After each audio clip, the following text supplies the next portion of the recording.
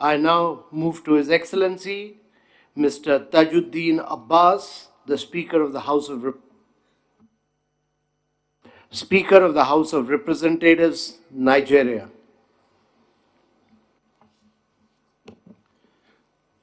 Right Honorable Speaker of the Indian Parliament and the chairperson of this great occasion, distinguished parliamentarians, ladies and gentlemen, I'm deeply honored to address you today at this P20 Parliamentary Forum dedicated to the Lifestyle for Environment initiative. The escalating climate crisis underscores the urgency of action, an imperative that extends not only to the government, but also to businesses, civil societies, and every individual. Right Honorable Speakers, climate change impacts the developing countries in various ways due to their greater vulnerabilities and lesser capacities to adapt. Nigeria, Africa's most populous and diverse nation, faces specific challenges due to climate change. In the northern part of the country, increasing desertification has negatively affected farming, while unpredictable rainfall patterns have affected crop yields in the southern parts of the country. A direct consequence of this is an economic strain, given that agriculture is a significant sector of Nigeria's economy. Coastal areas, especially around the Niger Delta, face an increased risk of flooding due to rising sea levels and changing rainfall patterns. More so, Nigeria relies on hydroelectric power for a significant portion of its electricity, and variability in river floods often affects energy availability. Given these challenges, it is crucial for Nigeria, as with many other developing countries, to address mitigation, which means reducing greenhouse gas emissions, and adaptation, meaning preparing for and responding to the effects of climate change. Distinguished parliamentarians, it is noteworthy to mention that while systematic changes driven by governments and large corporations are essential for impactful mitigation, individual actions have a multifaceted importance in addressing the climate crisis. The United Nations Environment Programme estimates that if 1 billion individuals out of the global population of 8 billion were able to embrace environmentally friendly lifestyles, global carbon emissions could decrease by approximately 20%. This underscores the transformative power of individual actions to mitigate climate change. In light of this, I stand before you today to highlight the pivotal and transformative role that parliamentarians can play in the fight against climate change.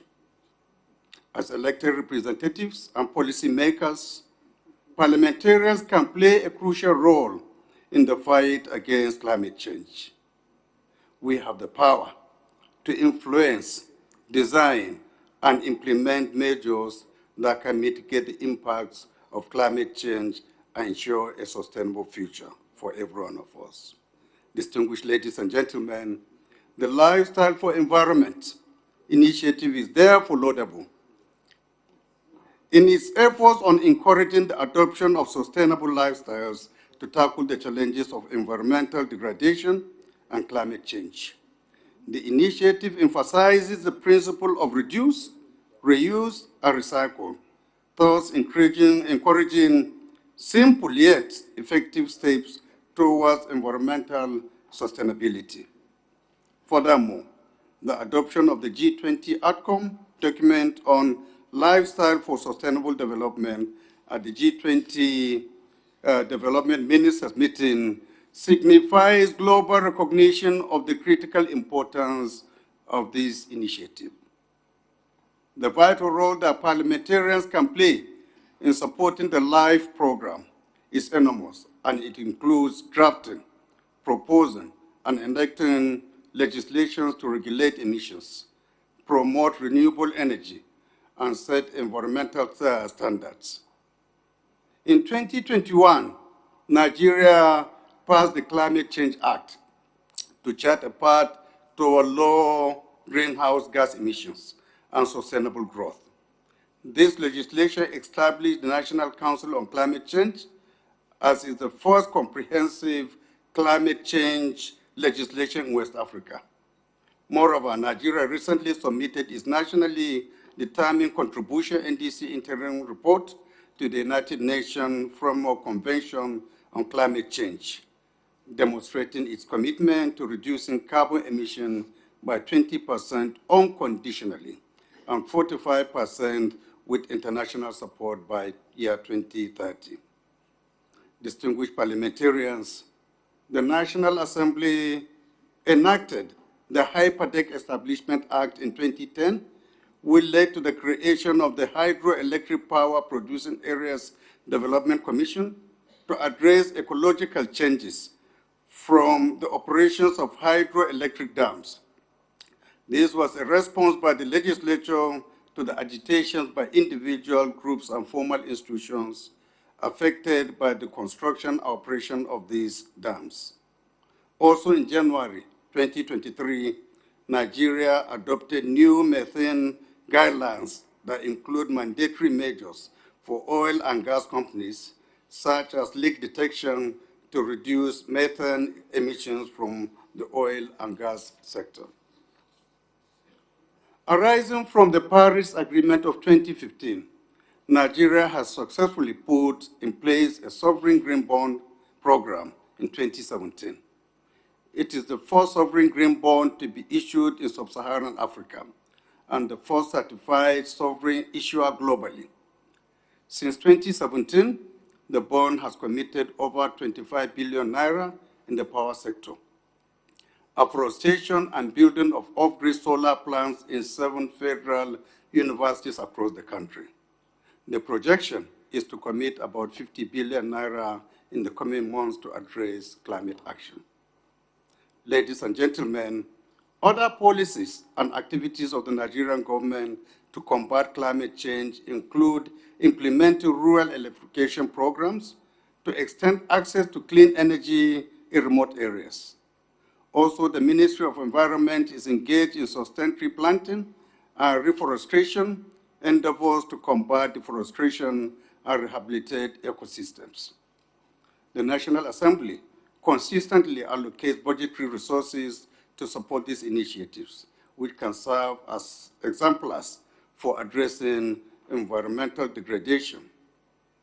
Legislative interventions have cascaded to the subnational level, where state legislators are enacting legislation to address waste management and recycling, fostering responsible consumption and waste reduction. Similarly, through our constitutional role in the budgetary processes, parliamentarians can allocate funds for climate change mitigation and adaptation efforts. This includes investing in renewable energy, infrastructure, and research and development. Nigeria's parliament has, for several years now, consistently provides funding for climate change programs and interventions.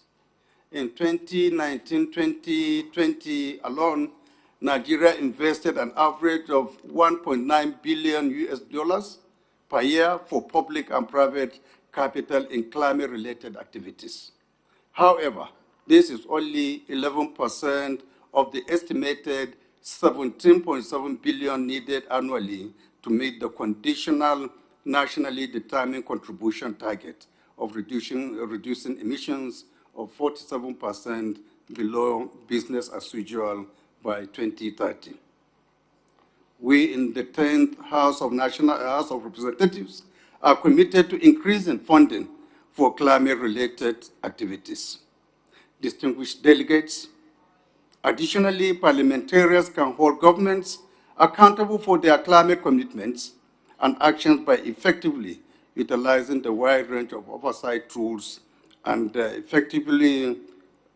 powers available to them. The 10th House of Representatives Committee on Renewable Energy oversees national strategies to counter the effects of climate change and ensure that laws pertaining to all aspects of climate change are adequate and implemented effectively. Nigeria is committed to transitioning from fossil-based energy to renewable energy sources, such as wind, solar, and hydropower, to ensure sustainability. The energy transition plans underlines the strategic steps Nigeria will take towards achieving the net zero targets by 2060. More so, parliamentarians can raise awareness about the LIFE initiative and the significance of sustainable living. By engaging with their constituents, they can educate individuals about the benefits of environmentally conscious lifestyles. The House Committee on Constituency Outreach has been revamped to incorporate climate awareness into their outreach activities to constituents and electorates.